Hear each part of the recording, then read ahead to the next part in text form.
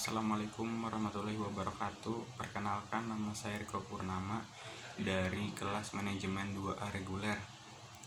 Tujuan saya membuat video ini adalah untuk memenuhi tugas dari mata kuliah Kewirausahaan Islami yang diampu oleh Bapak Dadang Priyono. Saya akan membawakan materi konsep pembiayaan dalam perbankan syariah. Pendahuluan 1. Pengertian pembiayaan. Dalam masyarakat Indonesia, selain dikenal istilah utang piutang, juga dikenal istilah kredit dalam perbankan konvensional dan istilah pembiayaan dalam perbankan syariah.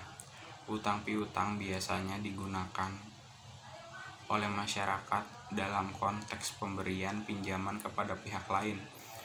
Seseorang yang meminjamkan hartanya kepada orang lain, maka ia dapat disebut telah memberikan utang kepadanya. Adapun istilah kredit atau pembiayaan lebih banyak digunakan oleh masyarakat pada transaksi perbankan dalam pembelian yang tidak dibayar secara tunai. Secara esensial, antara utang dan kredit atau pembiayaan tidak jauh berbeda dalam pemaknanya di masyarakat.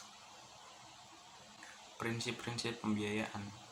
Pemberian pembiayaan konvensional meminjamkan uang kepada orang yang membutuhkan dan mengambil bagian keuntungan berupa bunga dan provisi dengan cara membungakan uang yang dipinjamkan tersebut. Prinsipnya terbagi menjadi 3, yaitu yang pertama ada prinsip bagi hasil, yang kedua adalah prinsip jual beli, dan yang ketiga adalah prinsip sewa menyewa. Dari prinsip bagi hasil tersebut dibagi lagi menjadi 3. Yang pertama adalah mudharabah, yaitu akad kerja sama usaha antara dua pihak, di mana pihak pertama menyediakan seluruh modal sedangkan pihak lainnya menjadi pengelola. Yang kedua ada musyarah, yaitu akad kerja antara dua pihak atau lebih untuk suatu usaha tertentu, di mana masing-masing pihak memberikan kontribusi dana dengan kesepakatan bahwa keuntungan dan risiko akan ditanggung bersama sesuai dengan kesepakatan. Dan yang ketiga adalah muzra'ah, yaitu akad kerja sama atau pencampuran pengolahan pertanian antara pemilik lahan dengan penggarap dengan sistem bagi hasil atas dasar hasil panen. Dan prinsip jual beli juga dibagi menjadi 5, yaitu yang pertama ada bai al-mudharabah, yaitu akad jual beli barang tertentu. Dengan jelas barang yang diperjualbelikan termasuk harga pembelian dan keuntungan yang diambil. Yang kedua ada bai al-muqayyadah, yaitu jual beli di mana pertukaran terjadi antara barang dengan barang atau barter. Aplikasi jual beli semacam ini dapat dilakukan sebagai jalan keluar bagi transaksi ekspor yang tidak dapat menghasilkan valuta asing atau devisa. Yang ketiga ada bai al-mutlaqah, yaitu pertukaran antara barang atau jasa dengan uang. Uang berperan sebagai alat tukar. Jual beli semacam ini menjiwai semua produk lembaga keuangan yang didasarkan atau prinsip jual beli. Yang keempat ada bai asyalam, yaitu akad jual beli di mana pembeli membayar uang sebesar harga atau barang yang telah disebutkan spesifikasinya, sedangkan barang yang diperjualbelikan itu akan diserahkan kemudian, yaitu pada tanggal yang disepakati. Yang kelima ada bai al-isima, yaitu kontrak jual beli di mana harga atas barang tersebut dibayarkan lebih dulu tetapi dapat diangsur sesuai dengan jadwal dan syarat-syarat yang disepakati.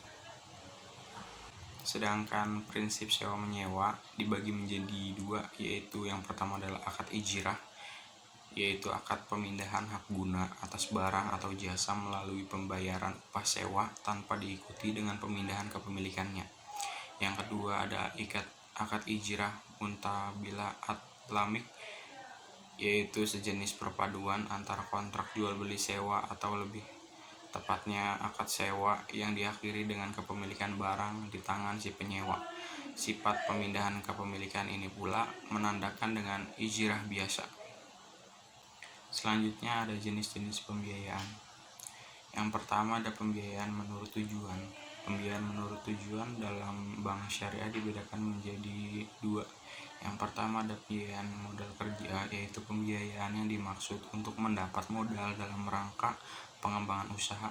Yang kedua ada pembiayaan investasi, yaitu pembiayaan yang dimaksudkan untuk melakukan investasi atau penggadaan barang konsumtif. Dan yang kedua ada pembiayaan menurut jangka waktu. Pembiayaan menurut jangka waktu dibedakan menjadi 3. Yang pertama ada pembiayaan jangka waktu pendek, yaitu pembiayaan yang dilakukan dengan waktu 1 bulan sampai 1 tahun.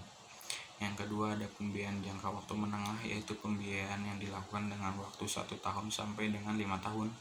Yang ketiga ada pembiayaan jangka waktu panjang, yaitu pembiayaan yang dilakukan dengan waktu lebih 5 tahun.